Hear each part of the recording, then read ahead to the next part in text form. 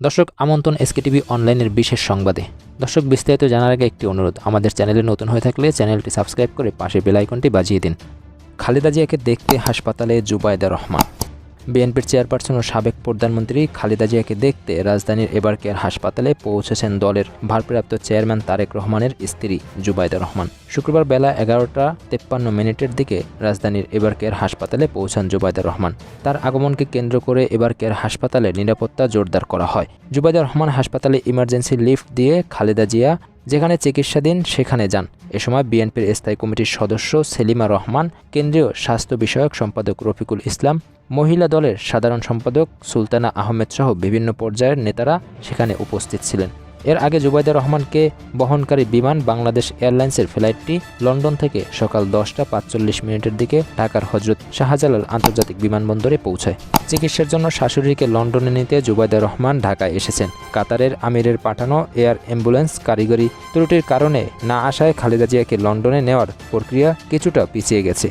আজ সকাল 10টায় বিএনপির মিডিয়া সেলের ভেরিফাইড ফেসবুক পেজে এ তথ্য জানানো হয়। শারীরিক অবস্থা ঠিক থাকলে মেডিকেল বোর্ড সিদ্ধান্ত নিলে খালেদা জিয়া আগামী রোববার লন্ডনের উদ্দেশ্যে রওনা দেবেন। বিএনপির মিডিয়া সেলের ফেসবুকে জানানো হয়, দলের মহাসচিব মির্জা ফখরুল ইসলাম আলমগীর জানিয়েছেন, কারিগরি ত্রুটির কারণে এয়ার অ্যাম্বুলেন্স আজ আসছে না। সবকিছু ঠিক থাকলে আগামীকাল শনিবার পৌঁছাতে পারে। মির্জা ফখরুল ইসলাম আলমগীর আরও বলেন, ম্যাডামের শারীরিক অবস্থা যদি যাত্রার জন্য উপযুক্ত থাকে এবং মেডিকেল বোর্ড সিদ্ধান্ত দিলে ইনশাআল্লাহ 7 তারিখ তিনি লন্ডনের উদ্দেশ্যে রওনা দেবেন। 13 দিন ধরে খালেদা জিয়া রাজধানীর এবারকেয়ার হাসপাতালে চিকিৎসাধীন। তার সংকটাপন্ন শারীরিক অবস্থা নিয়ে দেশের মানুষের মধ্যে উদ্বেগ রয়েছে। অধ্যাপক শাহাবুদ্দিন তালুকদারের নেতৃত্বে দেশি বিদেশি বিশেষজ্ঞদের সমন্বয়ে গঠিত মেডিকেল বোর্ডের অধীন খালেদা জিয়ার চিকিৎসা কার্যক্রম চলছে। বিএনপি চেয়ারপারসন ও সাবেক প্রধানমন্ত্রী খালেদা জিয়াকে রাজধানীর এবারকেয়ার হাসপাতালে দেখার পর সেখান থেকে ধানমন্ডির পৈতৃক বাসভবনে পৌঁছেছেন দলের ভারপ্রাপ্ত চেয়ারম্যান তারেক রহমানের স্ত্রী জুবাইদা রহমান। 2.5 ঘন্টার বেশি সময় ধরে এবারকেয়ারে ছিলেন তিনি। পরে বেলা 2:30টার দিকে হাসপাতাল ত্যাগ করেন জুবাইদা রহমান। 13 দিন ধরে খালেদা জিয়া রাজধানীর এবারকেয়ার হাসপাতালে চিকিৎসাধীন। তার সংকটাপন্ন শারীরিক অবস্থা নিয়ে দেশের মানুষের মধ্যে উদ্বেগ রয়েছে। এর আগে উন্নত চিকিৎসার জন্য গত জানুয়ারি মাসে লন্ডনে গিয়েছিলেন খালেদা জিয়া। সেখানে প্রথমে হাসপাতালে, পরে ছেলে তারেক রহমানের বাসায় থেকে তিনি চিকিৎসা নেন। প্রায় 4 মাস পর গত 6 মে তিনি দেশে ফেরেন। গত 23 নভেম্বর রাতে শ্বাসকষ্ট দেখা দিলে খালেদা জিয়াকে এবারকেয়ার হাসপাতালে নেওয়া হয়। তার শারীরিক অবস্থার অবনতি হলে মধ্যবর্তী নিবিড় পরিচর্যা ইউনিট HDU থেকে নিবিড় পরিচর্যা ইউনিটে CUতে নেওয়া হয়। এখন পর্যন্ত সেখানেই আছেন। খালেদা জিয়ার ফুসফুসে সংক্রমণের কারণে যে জটিলতা তৈরি হয়েছে সেটি কিছুটা উন্নতির দিকে। হৃদযন্ত্রের জটিলতাও কিছুটা কমেছে, তবে অন্য সমস্যাগুলো অনেকটাই অপরিবর্তিত। এদিকে আলোচিত ঢাকা 10 আসনেও প্রার্থী ঘোষণা করল বিএনপি। ত্রয়োদশ জাতীয় সংসদ নির্বাচনকে ঘিরে 237 আসনের পর আরও 36 আসনে দলের প্রার্থী ঘোষণা করেছে বাংলাদেশ জাতীয়বাদী দল বিএনপি। এর মধ্যে আলোচিত ঢাকা 10 আসনে প্রার্থী ঘোষণা করেছে বিএনপি। 4 নভেম্বর বিকালে গুলশানে এক সংবাদ সম্মেলনে এ তথ্য জানান বিএনপির মহাসচিব মির্জা ফখরুল ইসলাম আলমগীর। নতুন তালিকায় দেখা যায় ঢাকা 10 আসনে প্রাথমিকভাবে মনোনয়ন দেওয়া হয়েছে বিএনপির জাতীয় নির্বাহী কমিটির সদস্য শেখ রবিউল আলমকে।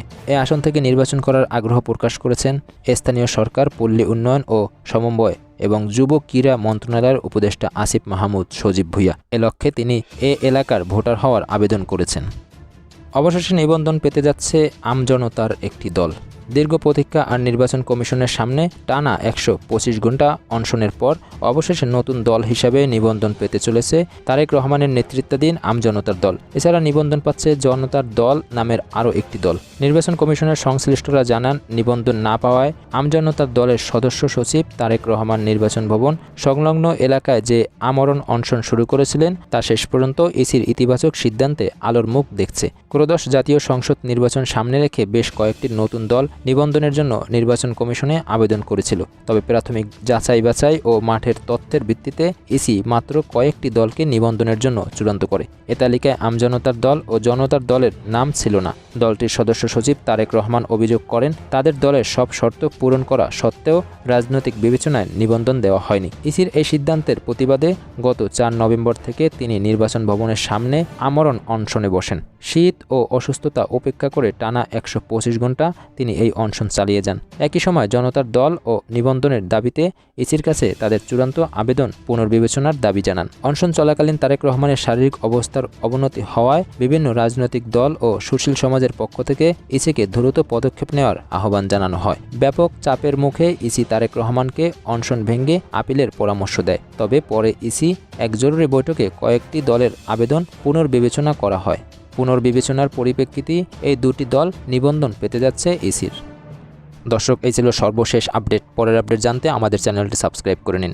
লাইক, কমেন্ট, শেয়ার করুন।